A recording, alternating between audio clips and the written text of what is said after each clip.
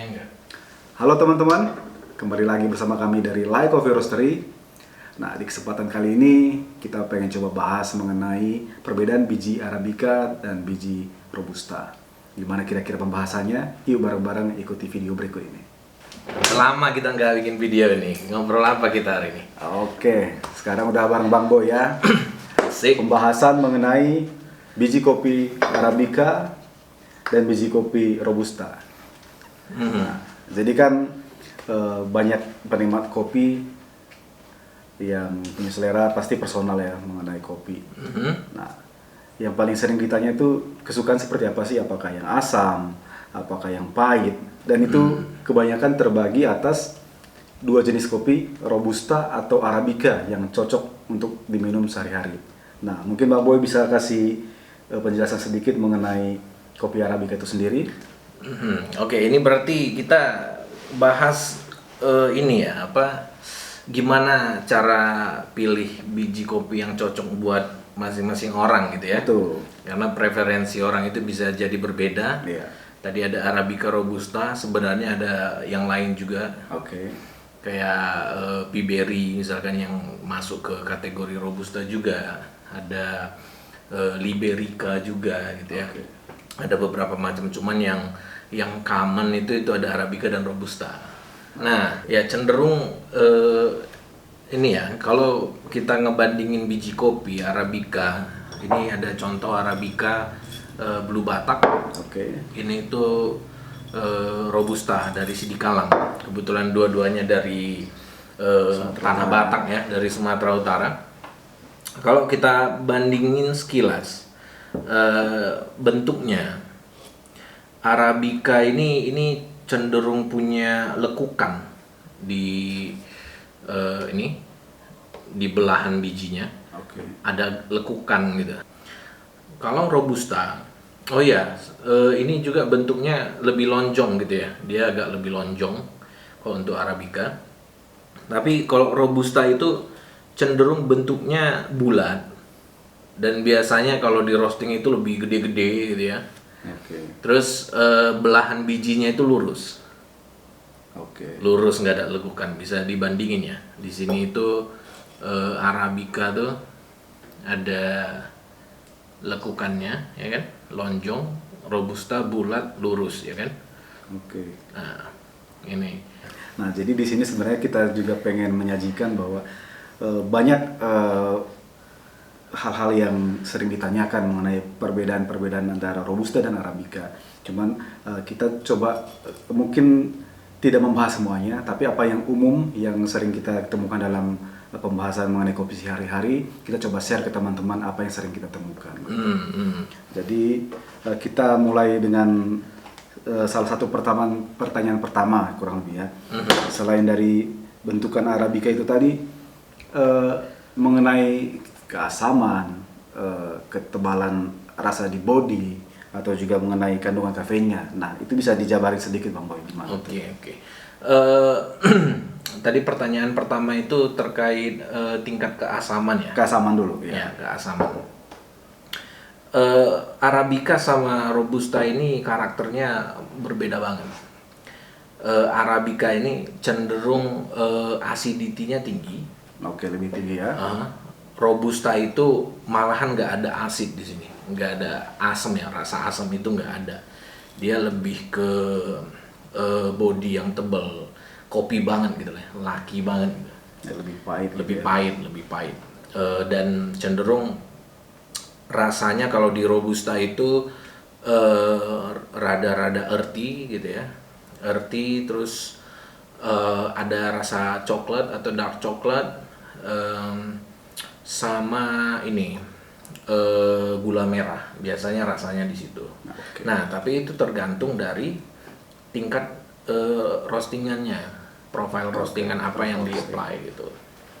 Nah, memang biasanya Robusta itu bakalan di roasting medium to dark. Oke. Nah, kalau di kopi lebih dark, kita ngerosting kopi itu biasanya keasaman kopi itu hilang. Yang justru datang itu manisnya, rasa manisnya yang akan keluar gitu. Jadi ada perbedaan sedikit dari profil roastingnya ya. Ya, itu Robusta. Arabica ini Tergantung daerah, Di Indonesia kita banyak banget pulau gitu ya, masing-masing provinsi itu punya ladang kopi masing-masing. Profilnya itu cenderung berbeda. Kalau misalkan kayak ini Blue Batak, dia bodinya cenderung tebal juga, asamnya ada asam sedikit, tapi kita bisa mainin di roastingan levelnya untuk ngilangin tingkat asamnya. Dia ditambah rasa-rasa seperti ada dark coklatnya juga yang lebih intens gitu ya, dibanding daripada dari daerah lain gitu ya. Ada rasa tembakaunya gitu. Itu Arabica. Cuman kalau di tanah Jawa itu rasanya itu cenderung lebih ke arah fruity. Kenapa bisa begitu? Fruity. Nah, tergantung dari lokasi tanam juga mungkin. Nah, lokasi tanam, unsur hara yang ada di dalam tanah di sekitar gitu ya. Tingkat ketinggian kopi ini ditanam di mana gitu ya. Bukan kopinya pohonnya seberapa tingginya, tapi lahannya itu di ketinggian berapa ditanamnya gitu. Itu mempengaruhi ya. Sama prosesingnya. Processing kopinya itu yang mempengaruhi rasa-rasa di dalam kopi gitu. Nah, yang sering terjadi orang bilang takut asam lambung naik. Nah, itu sering jadi satu permasalahan atau satu bahasa yang sering ketika orang coba memilih apa jenis kopi yang cocok buat mereka. Takut asam lambung naik, kafeinnya terlalu tinggi apa enggak, apakah bakal mengganggu kegiatan sehari-hari. Mungkin bisa dijelasin Bang Boy gimana? Ya. Pada dasarnya kopi ini tidak cocok untuk lambung. Pada dasarnya. Karena mengandung keasaman itu ya? Ya, pada dasarnya tidak cocok untuk lambung. Ya ada ada penelitian ilmiahnya, kopi ini juga bagus untuk kesehatan gitu. Tergantung dari seberapa banyak kita konsumsi. Cuman sepengalaman pribadi, buat orang-orang yang asam lambungnya ada dan agak sensitif dengan kopi, aku lebih menyarankan cari kopi yang yang dark roast ataupun yang tingkat keasamannya itu rendah. Itu bisa kita ambil dari kayak robusta, semua robusta apapun bisa. Arabica itu yang medium to dark atau dark roast, misalkan dari tanah Sumatera atau dari Papua, Toraja, sama Flores mungkin. Nah itu bisa jadi opsi untuk yang suka kopi yang aman lambung tapi ada rasa-rasanya gitu ya. Berarti ketebalan bodi nggak mempengaruhi ke lambung ya, cukup di keasaman aja yang perlu dipertimbangkan. Betul. Ya kalau kita misalkan salah ini ya, tolong di komentar aja di bawah nih. Kita juga masih teman-teman juga bisa kasih masukan buat kita, atau mungkin ada pertanyaan-pertanyaan yang mungkin kita bisa bantu jawab juga dengan pengetahuan kita begitu ya. Dan selain masalah mengenai takut kena asam lambung, orang juga bertanya cara seduhnya gimana nih yang paling enak, apakah di blend atau di cukup single origin. Untuk gambaran menikmati Arabica dan Robusta ini Bang Boy, bisa dikasih inputan nggak gimana sih menikmati yang enak untuk kopi Arabica dan Robusta ini? Itu gambarannya. Semuanya tergantung preferensi. Blend itu sebenarnya ya, inti pada dasarnya blend itu bukan pengen mengejar rasa. Bukan pengen mengejar rasa. Kenapa? Karena awal mula blend itu muncul itu bagaimana coffee shop menekan biaya produksi. Untuk mengakali ketersediaan beans ya. Iya, karena cenderung Robusta harganya lebih murah daripada Arabica. Nah, memang secara preferensi aku lebih suka single origin. Misalkan dari Blue Batak ya Blue Batak aja, mau diminum kopi hitam kayak di filter V60 ataupun dijadikan espresso atau dijadikan kopi susu, ya aku lebih prefer untuk single origin karena karakter rasanya tadi itu per masing-masing biji itu bisa aku nikmati gitu ya. Nah, cuman biji ini kan masing-masing itu ada kekurangannya gitu ya. Kayak misalkan dari Sumatera ini, oh dia lebih tebal body, tapi gimana cara ngebuatnya supaya balance gitu. Kadang ada orang ngeblend Blue Batak dengan biji kopi dari Jawa misalkan ya, Oke. untuk ngejar rasa manisnya, dikasih rasa manisnya supaya lebih balance aja gitu. Eh, ya balik lagi tuh tergantung preferensi.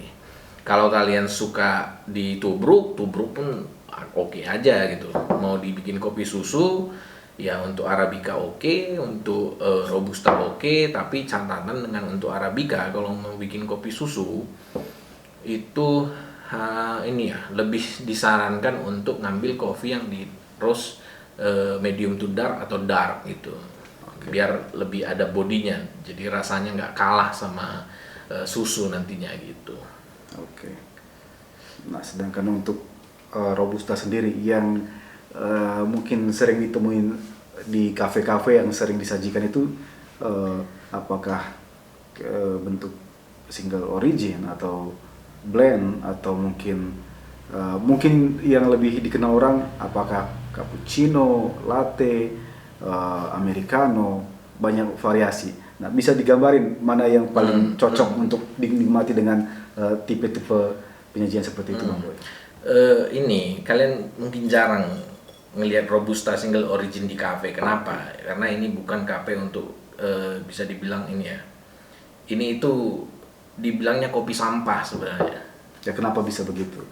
Karena harganya murah, terus apa ya? Harganya murah, nggak butuh banyak perawatan gitu. Dari di ladangnya sendiri itu ditanam ya gitu ya, panen ya panen aja gitu. Dan ya itu cenderung orang nggak apa ya, ngelihat ini tuh sebagai kopi yang mewah gitu ya, makanya di kafe jarang kita temukan Robusta, tapi ini biasanya akan ditemukan di espresso blend gitu. Kalau misalkan ada coffee shop itu bisa ditanya blendnya ini ada Robustanya atau enggak. Memang sekarang ada banyak ya blend itu Arabica semuanya, ada Arabica plus Robusta kayak gitu ya. Ya tapi biasanya kalau single origin di kafe-kafe itu jarang, tapi kalau di kopi warung gitu itu mayoritas Robusta. Ya merek-merek sasetan yang ada sekarang itu Robusta sih, awalnya itu Robusta. Oke. Nah, Gitu. untuk penyajian kopi baik Arabica atau Robusta, banyak orang yang masih suka mengkonsumsi kopi dengan gula.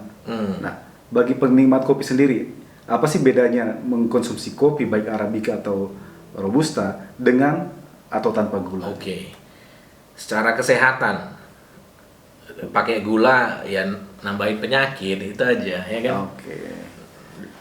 Jadi gula darah semakin meningkat gitu ya. Dan jadi situ aja atau gimana nih?